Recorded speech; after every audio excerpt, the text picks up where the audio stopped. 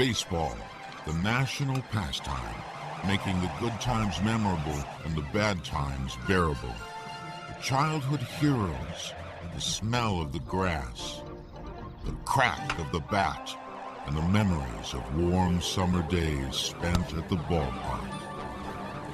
It really is something that just overwhelms you and fills you with some sort of emotion when you step out from underneath the stands and that field is before you. And certainly the imagery that the ballpark embeds on your mind's eye stays with you forever.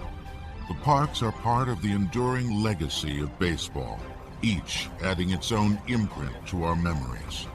These ballparks, they're almost monuments to the game, even though they're living things. They were truly monuments to the glory of America's national pastime.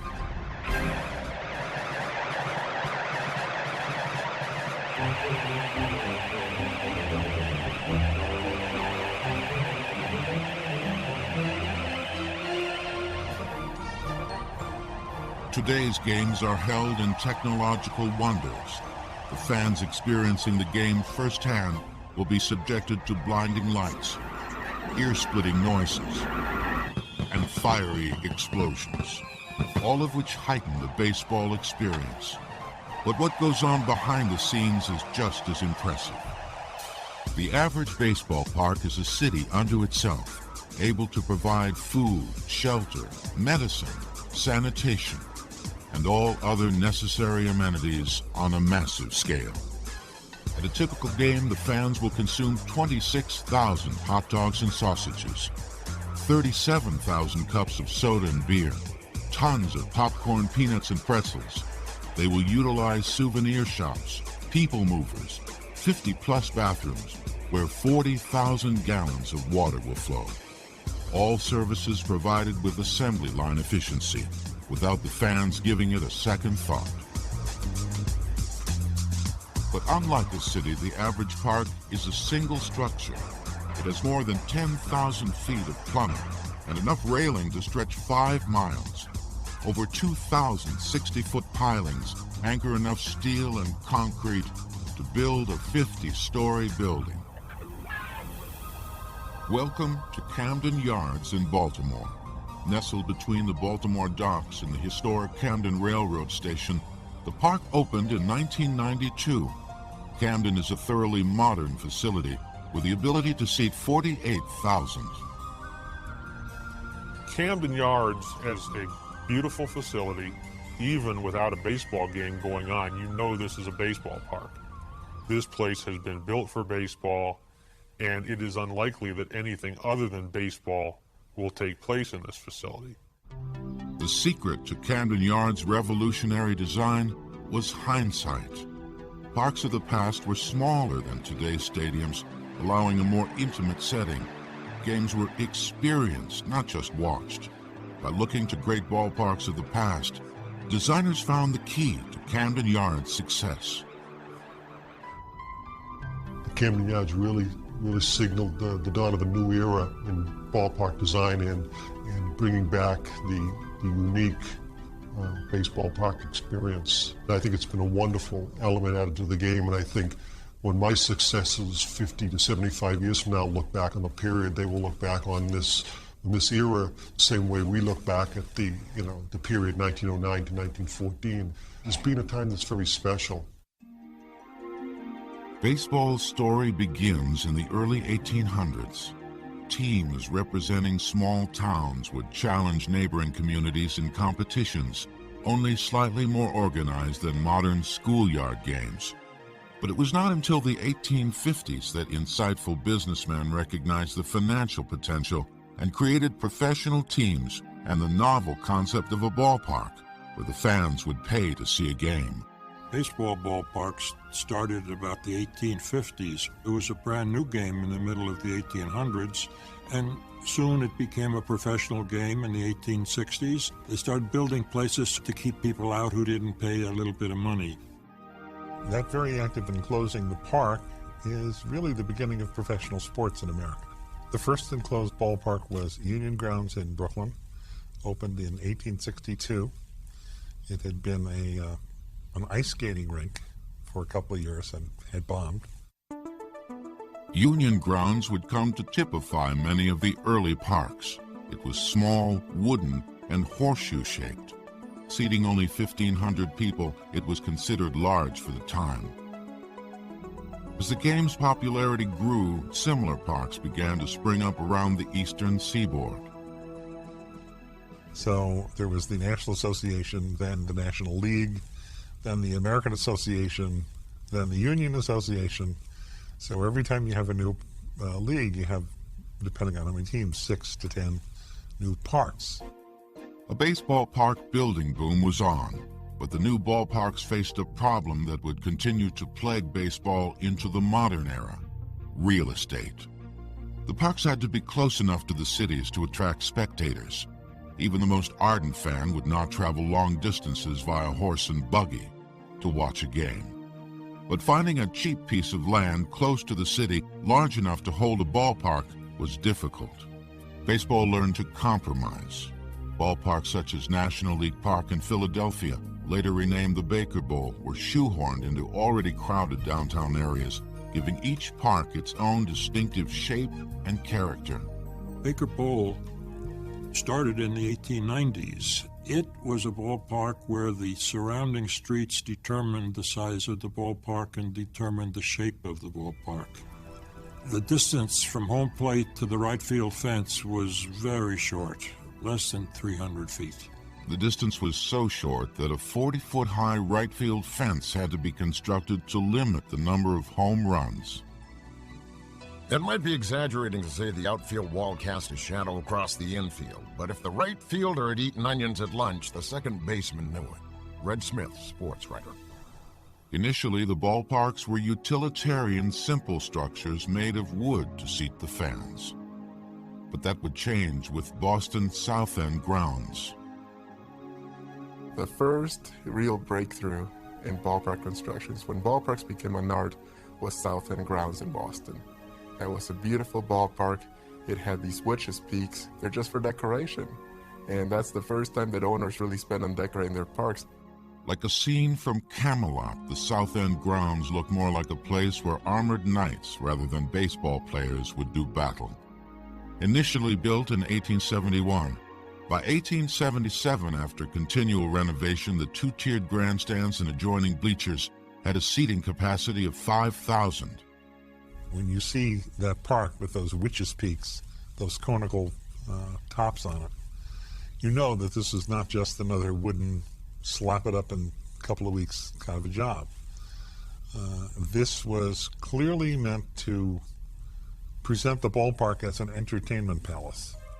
As the crowds continued to grow and the parks were regularly altered to seat more fans, some of the remedies to overcrowding would be unheard of today. In those early days, the crowd was allowed in the field. There was not that much attention to pay to the home runs, so people were allowed to stand at the back of the park against the outfield wall, maybe restrained by a rope. But pretty much they pretty much had free reign on games that were popular and sold out. The standing room was actually on the field itself. The Polo Grounds at Coogan's Bluff, just across the Harlem River from Manhattan, was constructed in 1891. Originally seating 5,000 fans through many incarnations, the park was eventually able to seat 16,000 fans by the end of the 19th century. Growing popularity and larger, more opulent facilities were a boon to baseball, but these outward successes masked a menacing, sometimes deadly threat: fire. Obviously, the earliest ballparks were made of wood, and because of that, they didn't last too long. Virtually every early park lasted maybe 8 to 10 years before fire took them down.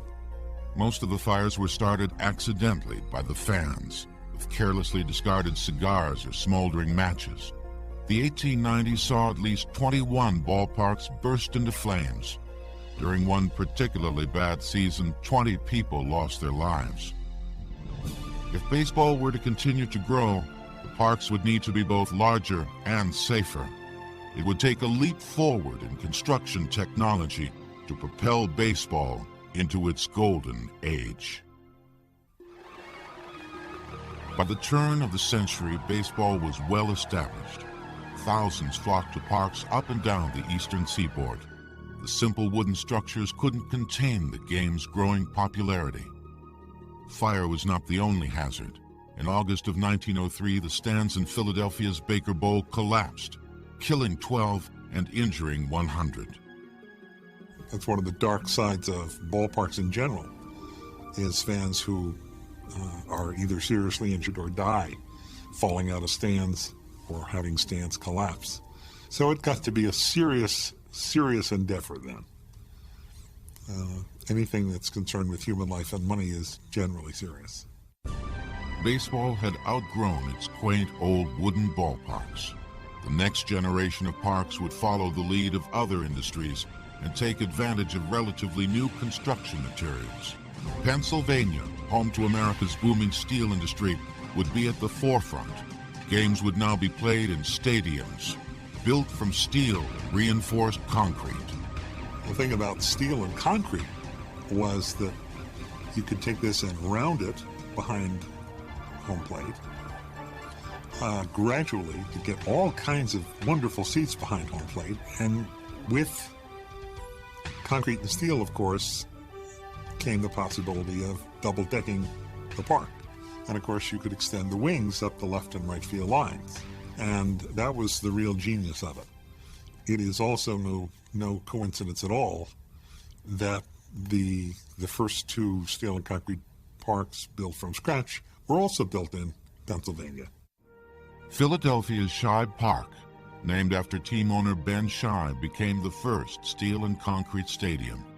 Capable of seating 30,000 fans, this park retained its intimate surroundings, but also boasted such improvements as ramps, rooms for umpires and visiting teams, and a cupola, the precursor to the modern skybox. Constructed in the French Renaissance style, the park featured decorative concrete trim over every archway and window. It didn't look like just an ordinary place where baseball games were played. It looked like places where were almost for a religious ceremony. That's because around 1910, baseball was peaking in terms of its popularity. Its popularity began really accelerating around 1908 to 1910, 19-teens, where baseball was the national game without question.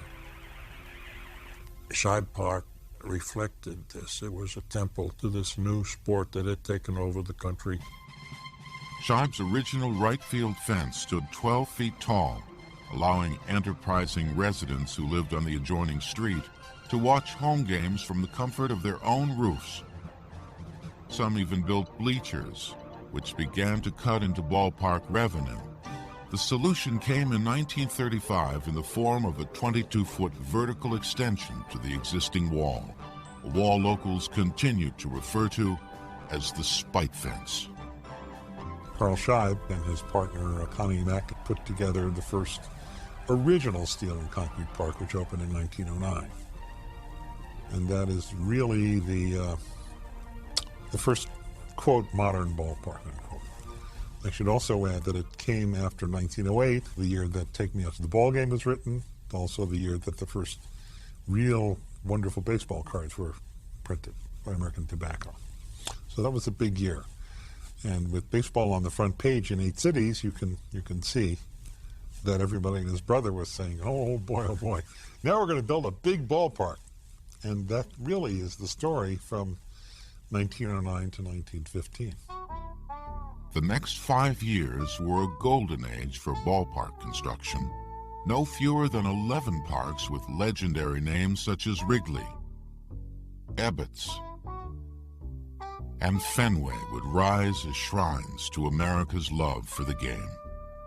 When you talk about the urban ballparks like Ebbets Field, Forbes Field, Fenway Park, you're talking about ballparks that were right in a neighborhood. And so it would stand to reason that there would be more of a community feeling. The most unique thing about all those parks to me is the fact that they were fit on an urban parcel, which made for some unique angles. And the fact that they tended to go straight up on the sides, so that instead of going back and pushing the upper deck farther away from the playing field, you had an upper deck in addition to a lower deck that was very close to the field and ultimately a more intimate experience. But more than just the architecture was changing the ballpark experience. One man's vision would forever alter the way fans enjoy the game. The ballpark also had its own ambiance by the turn of the century, and a lot of that was the result of the work of one man, Harry M. Stevens. He was an immigrant, came to the United States in the 1870s. Stevens was a lay minister, making a meager salary selling books in Columbus, Ohio. Seeing how well he sold books, a couple of businessmen approached him about selling their scorecards at a local baseball game. Stevens jumped at the chance. Shortly thereafter, he negotiated with the team owner the rights to sell and publish scorecards at the game.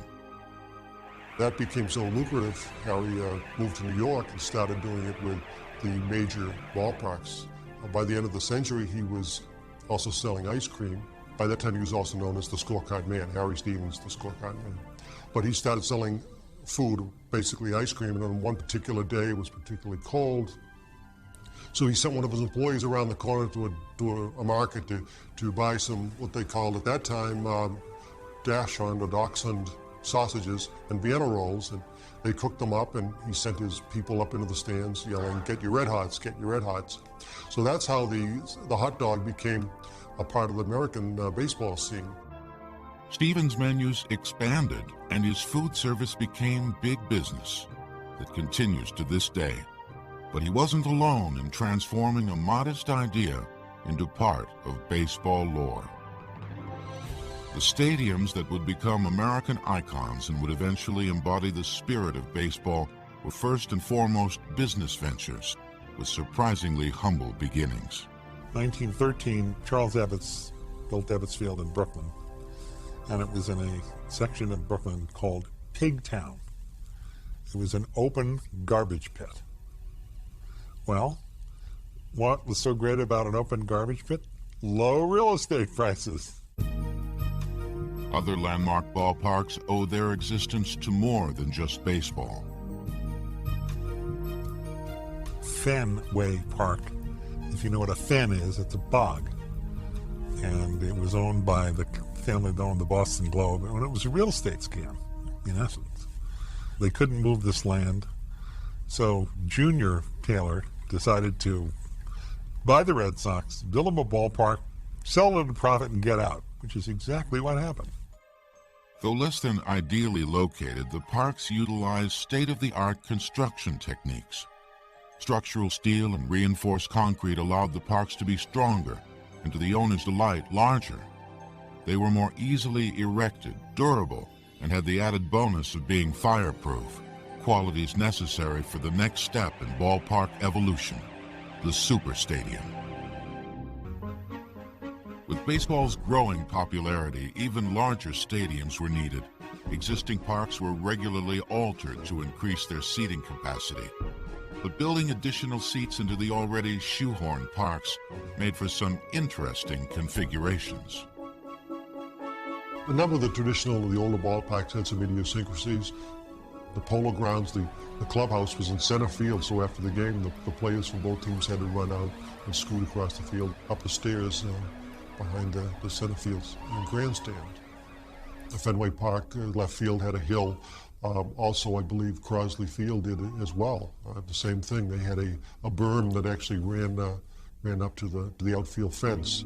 Park owners had to be careful. The idiosyncrasies which gave the parks their unique feel were a windfall to crafty fans.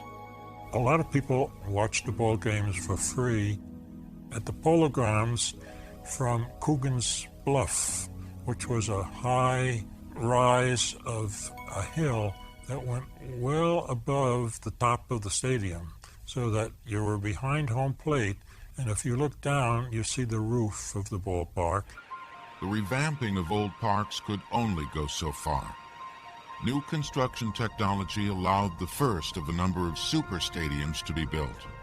Constructed in 1915, Braves Field in Boston was the world's largest ballpark to date, costing over $1 million and equal in size to an 18-hole golf course. The stadium sat 42,000. The brainchild of Braves owner James Gaffney, the park was designed to create his favorite type of plays, inside the park home runs. With a distance of 402 feet down each foul line and an immense 550 feet to center field, not one home run cleared the fences in Braves Field during its first 10 years in use. That was before the home run became very popular, and baseball at that time was a baseball of one-run games, guys getting on first, trying to steal second, hit and run, trying to get one run at a time, and Braves Field was built on the basis that this is the way you played baseball. You didn't try to hit home runs. You tried to get doubles and triples and steal bases and so on. Then, when you tried to steal second and the ball went past the second baseman into the outfield, you might get all the way home before the outfielder could get to it. In contrast, an even larger stadium was being constructed that would become famous for the number of home runs hit as well as the men who hit them. A new era began in 1922 when the Yankees made their move from the 30,000-seat Polo Grounds, which they shared with the New York Giants, to the 75,000-seat Yankee Stadium. What would seem to be a natural move for the Yankees was more an exercise in survival. In 1921, a jealous John McGraw, owner of the Polo Grounds and rival New York Giants, evicted the Yankees from their uptown Manhattan location. McGraw was unable to contend with the Yankees' growing gate receipts and popularity of their star slugger, George Herman Ruth. McGraw's plan for the Yankees was simple.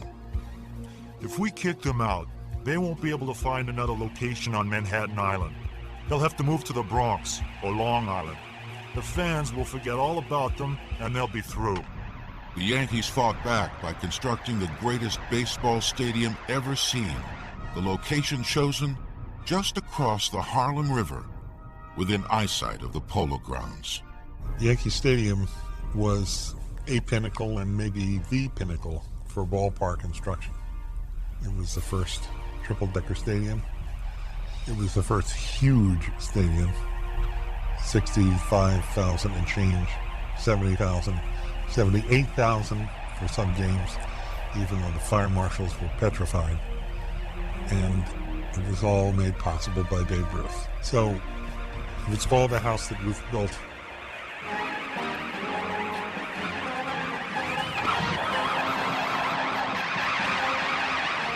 A homer, the first in Yankee Stadium, the first of many for Babe Ruth. 1923 is a great year for Ruth. He sets his all-time batting mark, and the Yanks win their first World Series. Though credited to the Sultan of Swat, the true builders of the stadium were the team of New York-based White Construction Company and Cleveland's Osborne Engineering. Osborne's prior baseball park experience had made it the logical choice for the job. Osborne Engineering Company, from the turn of the century, starting with the Polo Grounds in New York, designed the Forbes Field, Ebbets Field, Fenway Park, Yankee Stadium. We did over 100 stadiums over the years. Osborne did the plans, White Construction did the construction, promised to have it done in a year, did it in 11 months, under budget, just about the smoothest job going. And the numbers are staggering, the amount of wood, the amount of concrete, the amount of steel. 2,200 tons of structural steel and 28,000 cubic yards of reinforced concrete were needed to construct the stadium, which occupied 10 acres of land. An additional 950,000 board feet of lumber were used to construct the bleachers. The $2 million facility was the first venue to be called a stadium, where fans watched men with names like DiMaggio, Gehrig, and Ruth become baseball legends. In baseball, the only thing bigger than Yankee Stadium were the men who played there. Yankee Stadium is significant in history because Babe Ruth played in Yankee Stadium. And Babe Ruth was the greatest baseball player by far that has ever lived. After that, Joe DiMaggio took over in the outfield. And after that, Mickey Mantle. So greatness is on the turf at Yankee Stadium. That's why it's so famous. The stadiums and super stadiums constructed in the first quarter of the century would serve baseball for decades. From 1923 to 1952, only one baseball stadium was built, Cleveland's Municipal Stadium. But baseball itself did not stagnate. In 1935, one technical achievement would forever change the way we watch the game: lights. The first night game was played at Crossley Field in Cincinnati, May 24, 1935, and President Roosevelt threw the switch in the White House, activating the lights. Obviously, there was tremendous value to having people come to the ballpark at the end of the workday. And it wasn't friendly for kids, but it was great for adults, working people. With the light came larger crowds, and the old stadiums needed to make way for the new. An era ended in 1960 with the raising of Ebbets Field in Brooklyn. And now it's play ball again, but not the sort Dodger fans cheer.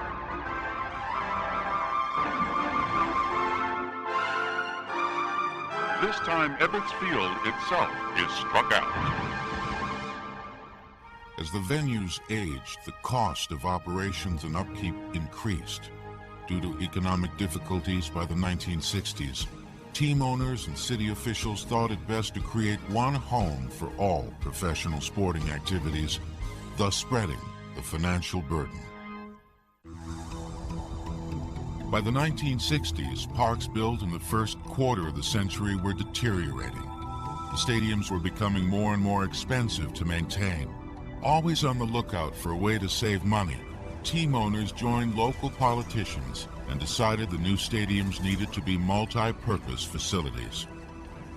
You have ball clubs that are saying, now we're in ballparks that are pushing 60 years old. They're starting to show their age. Our people want a nicer ambiance to go to the ballpark.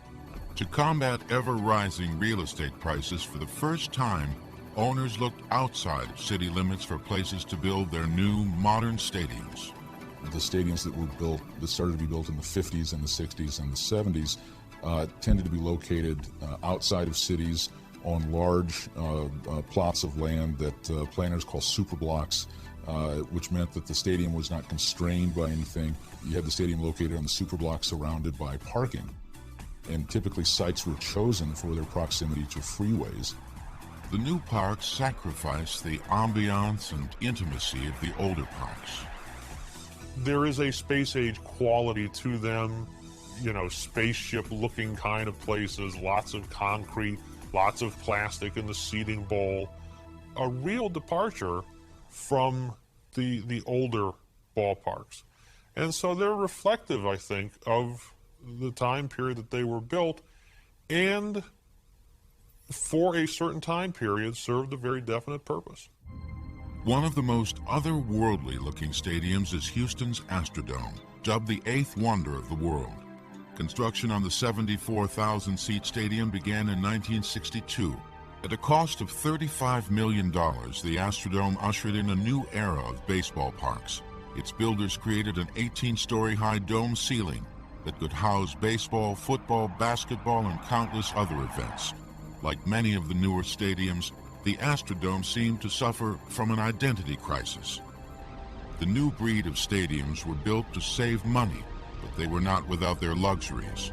The Astrodome introduced the very first skybox. The exclusive skyboxes, a place for relaxation and entertainment. Individually decorated suites with built-in closed-circuit TV. This is really some kind of baseball. The success of the Astrodome skybox created the desire for skyboxes in most of the parks to follow. The skyboxes represent the ultimate in creature comforts. They became a huge success, but not all innovations were so well received. When the old ballparks started to crumble, they were replaced with multi-purpose stadiums in which both baseball and football were played. Unfortunately for baseball, the spectator demands between the two sports were very different. which is easy enough to visualize once you think about the playing fields of the two sports. Huge majority of the seats are nowhere near the infield, and therefore it took away the intimacy of the game. Another complaint about the Astrodome involved the field itself. Its evolution was due to an unforeseen chain of events. Originally, the dome's translucent ceiling panels created so much glare that players were blinded when they looked up. To reduce the glare, a translucent acrylic coating was applied to the panels. The glare was reduced, but the lack of light killed the grass. Sod was removed and a plastic grass carpet was installed. The synthetic surface was dubbed AstroTurf, and many players claimed it was like playing baseball on concrete. For purists, this mix of baseball and technology was near sacrilege, but there was no refuting that this was the wave of the future. The Astrodome featured the world's first exploding scoreboard. More than half an acre of computer-sequenced lights, 14,000 lights in all, would raise the ballpark experience to a new level. It's a home run!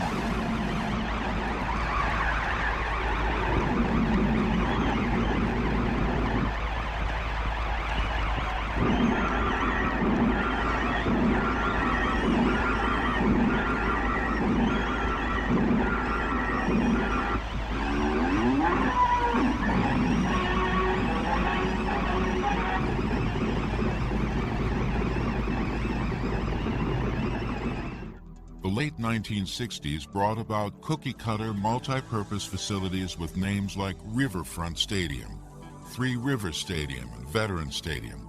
They each seated 50,000 fans and had symmetrical playing surfaces covered with AstroTurf. The new stadiums also shared another unwanted trait. Instead of fans identifying a park with its individual owner, they now had to identify with a faceless, bottom-line-oriented corporation. Well, one of the things about these concrete donuts, as I call them, was the fact that they were no longer built by one person. It wasn't Shibe Park, Comiskey Park, Wrigley Field, Ebbets Field, Griffith Stadium. It was some absolutely atrocious, safe as hell corporate name. Riverfront Stadium. Sounds like a goddamn housing development. Three Rivers Stadium. Veterans Stadium. So they were compromises right from the get-go. As widespread as the concrete donuts became, they were never accepted by the fans, at least the baseball fans, and were always looked upon with derision. I spent 9 years living in Philadelphia. When I arrived in Philadelphia in the early 70s, the skeleton of Shibe Park was still there, obviously desolate and ready to be torn down. And the vet at that time was about 3 years old. I never had a problem watching a game at the vet because I really love baseball, so as long as I was watching a game, I didn't have a problem. The fans weren't the only ones unhappy with baseball's concrete donuts. Richie Hebner of the Pirates always said that there were some days he'd be out in the field and forget where he was because he'd look around the park and he wouldn't be able to tell which stadium he was in. The casualties of these new modern multi-purpose facilities were the quaint old downtown historic ballparks. One by one, teams left parks from the golden era of ballpark construction, which were not only replaced, but demolished. Cincinnati's Crosley Field, built in 1912, was razed in 1970. Pittsburgh's Forbes Field, the second stadium built out of steel and concrete, was demolished in 1971. And Philadelphia's Shibe Park, the very first concrete and steel park, was demolished in 1976. The 1960s were the dark ages of ballpark construction. Our nation was tired of chaos, and the old ballparks were kind of chaotic. They had irregular fences. You never knew what to expect. There were funny bounces on the outfield walls. There were funny bounces on the grass. And the whole nation just decided that uniformity was beautiful, and you can understand by what was going on in our society. However, it was the dark ages of ballpark constructions because they were all the same. The building trend continued. From 1962 to 1989, just one baseball-only stadium was built, Royal Stadium in Kansas City. But advancements in stadium technology were still being made. On June 5, 1989, the Toronto Sky Dome opened. Taking a page from the Astrodome, the new stadium sported a 282-foot-high dome ceiling with one improvement.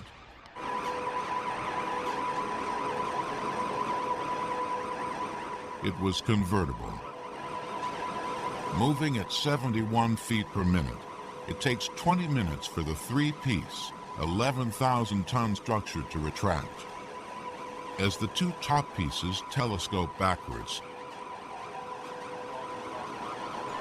the end of the dome rotates 180 degrees, blowing the lid off the 60,000-seat stadium.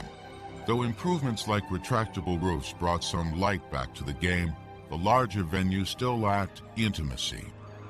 A growing cry from fans would soon convince owners that a change was needed. Fans wanted something new. What they would get was a piece of history. The concrete donut stadiums had dominated baseball for nearly 30 years. Many complained that baseball had lost its sense of intimacy. In 1992, the Baltimore Orioles took a bold step forward with their creation of Camden Yards. It was pretty clear from the outset that the Orioles and the Maryland Stadium Authority wanted to do something that would set a new standard. Joe Spear is the chief architect for the Kansas City-based HOK Sports Facilities Group, the leading sports architectural firm in America. HOK was brought in to not only design Camden Yards, but also advise on its location. We actually looked, in terms of deciding the site for Camden Yards in Baltimore, we looked at a couple of dozen sites.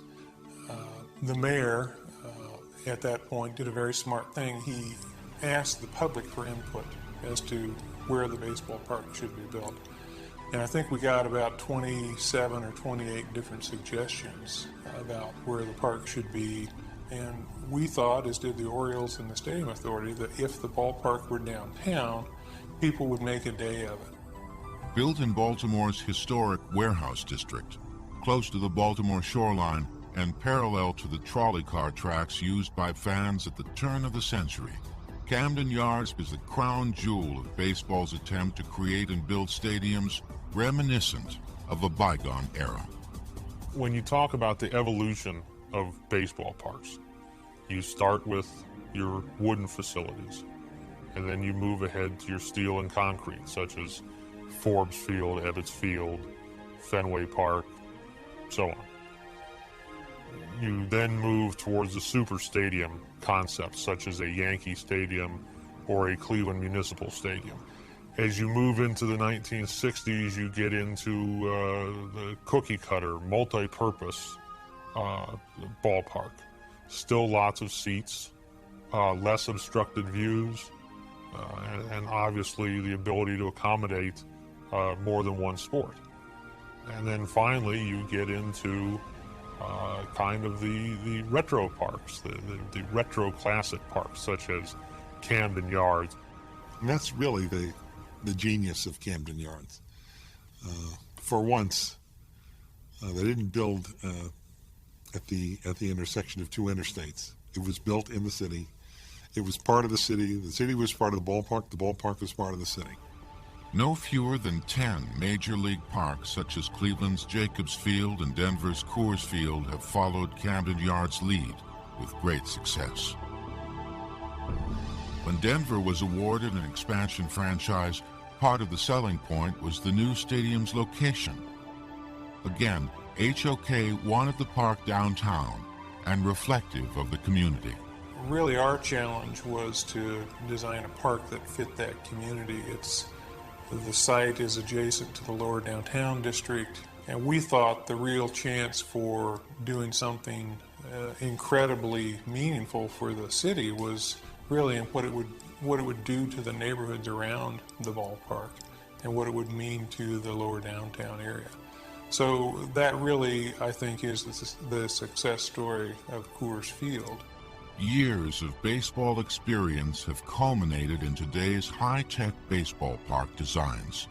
Enron Field in Texas and Pacific Bell Park in San Francisco are baseball's newest breed of retro parks.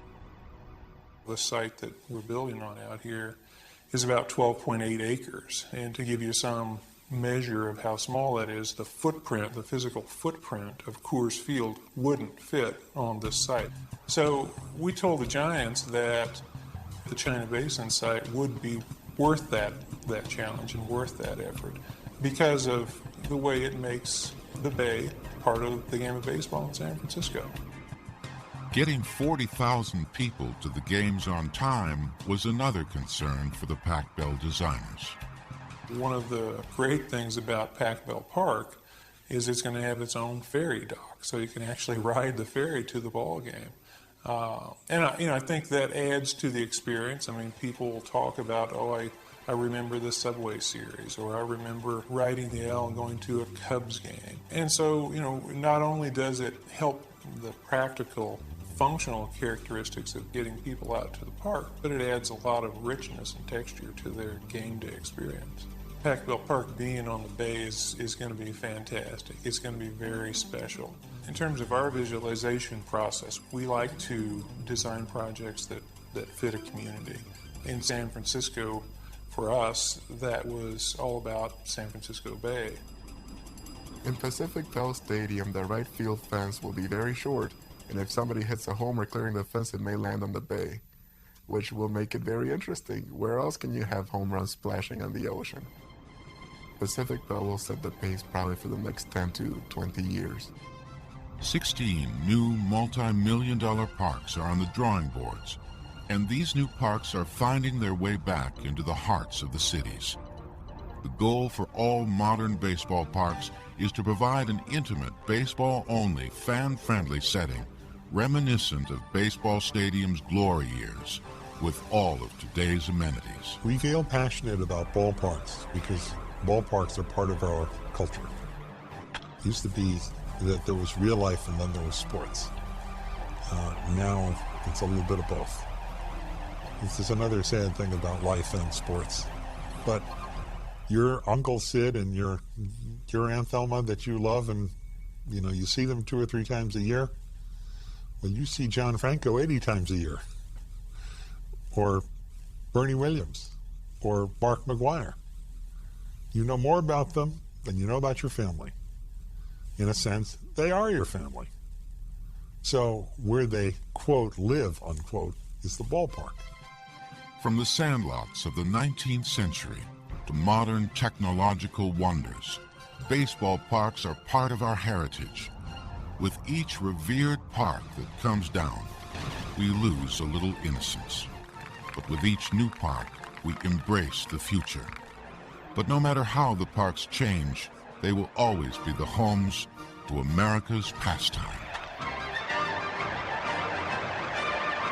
Like magic, a cloud makes the clouds roll by. The Bambino is back. The season rushes on.